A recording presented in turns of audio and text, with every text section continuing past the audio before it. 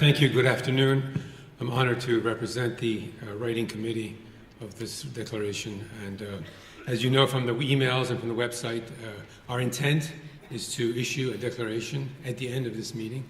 And the purpose of this brief session is to explain why we think it's important, to review some of the comments that you received, and to review the revised declaration so you can see it and make some additional comments online. First, what is a declaration?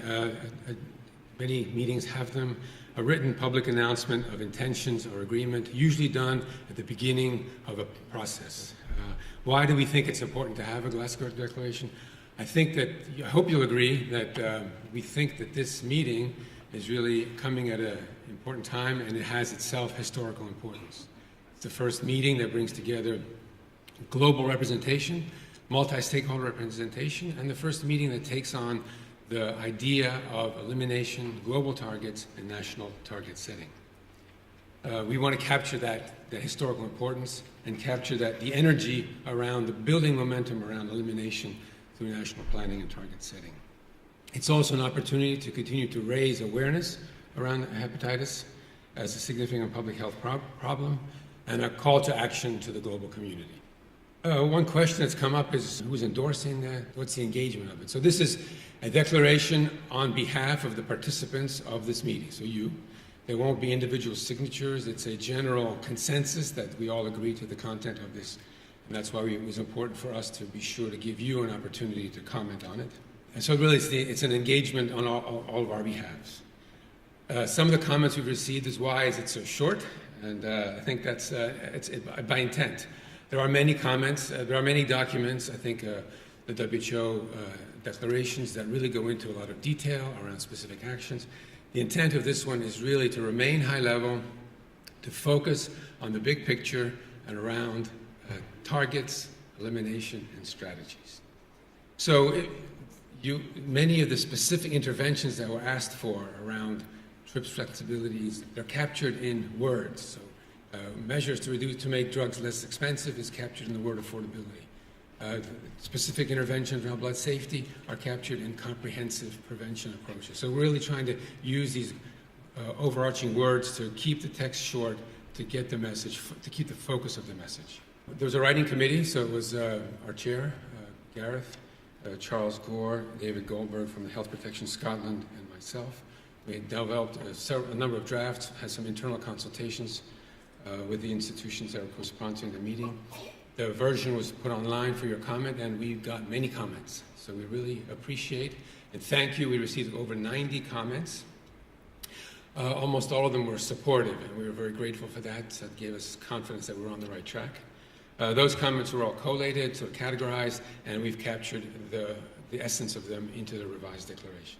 The themes that came out of them really can be grouped into three types of comments. The first one, characteristics of the epidemic, the fact that hepatitis is a silent epidemic, that most people are undiagnosed, that there exists prevention, diagnosis, treatment, and care, and the declaration needs to encompass those elements, that there's the critical importance of effective diagnosis and linkage to care. Second set of issues were around access and human rights, really that it was a human rights issue, that universal access had to be stressed, and the issue of affordability was a key element.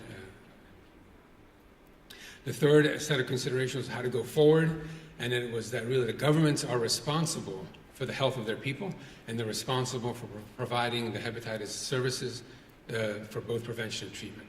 But governments cannot do it alone. We need all stakeholders, and that was a number of comments that this is a global effort where civil society, the private sector, everyone plays their role. And so along those lines, really the importance of partnerships to move this agenda forward. So with that background, we revised it. I'm going to read it to you. This is where the advantage that it's short. It's changed, the basic structure is the same. There's some key important changes. The Glasgow Declaration on Viral Hepatitis. Because there are 400 million people living with hepatitis B or hepatitis C infection with no country or region unaffected. Because there is a lack of global awareness and most persons with hepatitis remain undiagnosed. because 1.4 million people die every year from complications of viral hepatitis, yet most of these deaths can be prevented. Because there are highly effective measures to prevent new hepatitis B and C infections, and highly effective treatments that can suppress hepatitis B virus replication and cure hepatitis C infection. Because universal access to prevention, diagnosis, care, and treatment is a human right, and promoting access to and the affordability of these services is the responsibility of all stakeholders.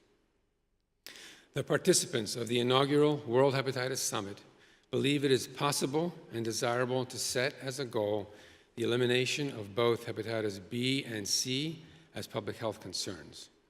We therefore call upon governments in all jurisdictions to develop and implement comprehensive, funded national hepatitis programs in partnerships with all stakeholders and in line with the World Health Assembly Resolution 67.6 and in collaboration with the World Health Organization to define and agree on realistic yet aspirational global targets for prevention, diagnosis, care, and treatment.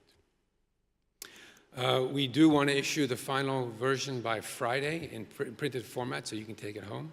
You can send comments by email tonight before 6 a.m. to the email listed there, or you can see me, for example, at the conference dinner. You can give me comments, and we will distribute, and it'll be read on Friday, the final version. So let me leave this up there. Thank you very much. Thank you.